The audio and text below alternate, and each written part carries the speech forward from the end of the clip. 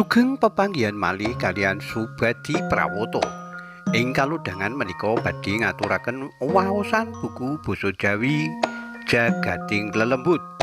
Anggitanipun Aris Irianti. Kanthi ira-iraan diweruhi sing bau reksa sekolah.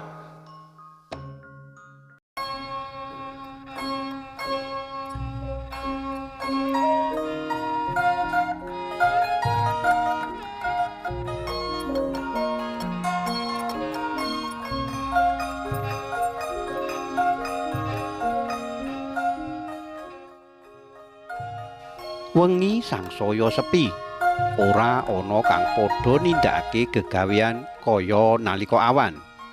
Dalanan kang biasane rame uga macet. Wengi kuwi babar blas ora ana kang liwat. Hawa adem kang nanjem ana ing balung sungsum, kaya dene ora gelem uwal apa maneh menawa wis mambu peturon. Babar blas angel kanggo tangi. Malah kepara mbenakake kemule. Ana ing wengi kuwi Sigit jeneng Singlon, dheweke salah sijining satpam sekolah kang piket wengi kuwi aplusan karo Rais jeneng Singlon.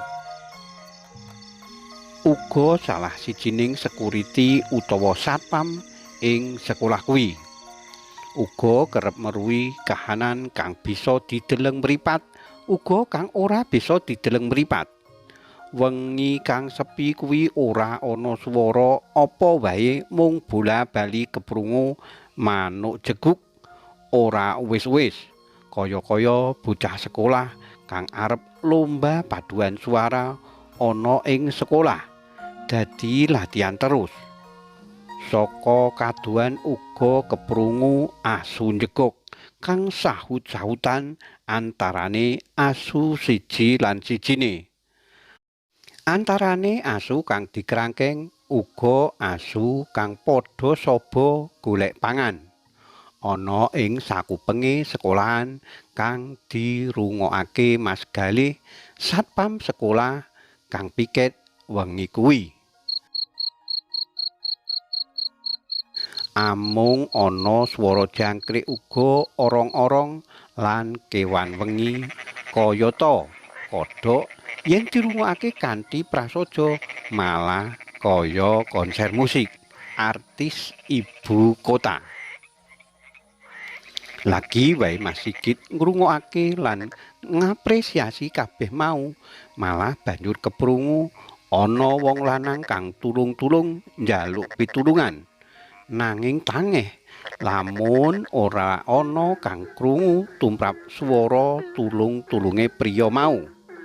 Amarga siji panggonan sekolah mau ora cedhak ana ing tengahing penduduk, uga amarga para penduduk wis padha angler turu ngimpi nutukake laku. Mesti wae menawa krungu pilih nutukake anggone ngimpi lan mbenakake kemul.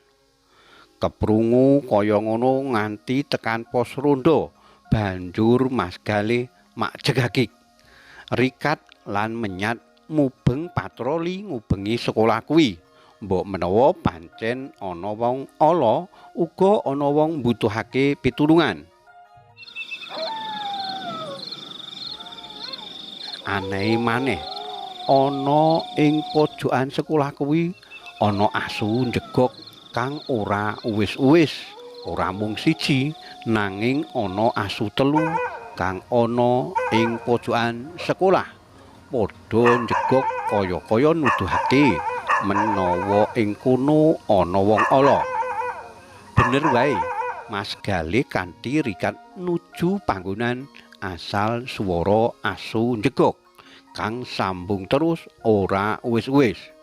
Kaya-kaya asune mau nuduhake menawa ing panggonan kono mau ana wong ala kang kudu dikunjara.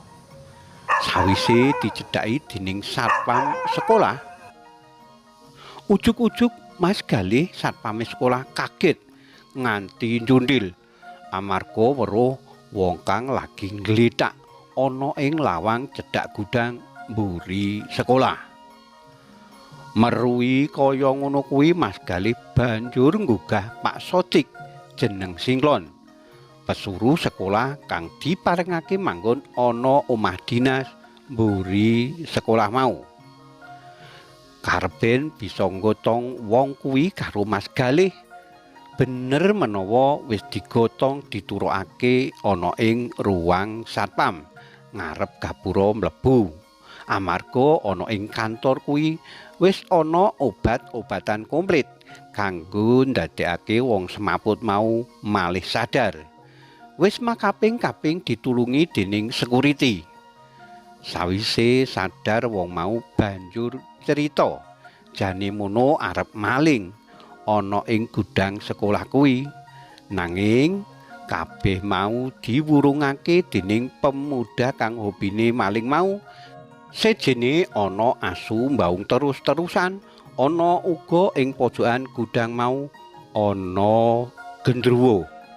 Aneh gendruwo mau ngajar pemuda mau nganti babak belur lan keprungu asu njegok mau banjur panik, bingung, wedi lan banjur nggletak.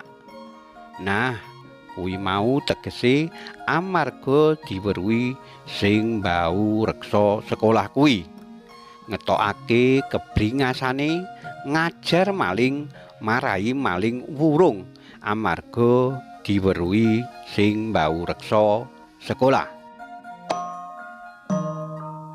Karipta dening Aris Irianti. Saking kawula Subadi Prawata ngaturaken sugeng riyaya Idul Fitri setunggal Syawal 1426 Hijriah. Sedaya kalepatan nyuwun pangapunten. Cariyos menika kapetik saking kalawarti basa Jawa Jogolodan. Nomor 51 lan 51 gangsal. Tanggal 29 Maret ugi tanggal gangsal April 2000 selangkung ing Ngayogyakarta. Matur nuwun awit kawigatosanipun saged pepanggihan malih wonten ing cariyos-cariyos sanesipun. Matur nuwun, nuwun.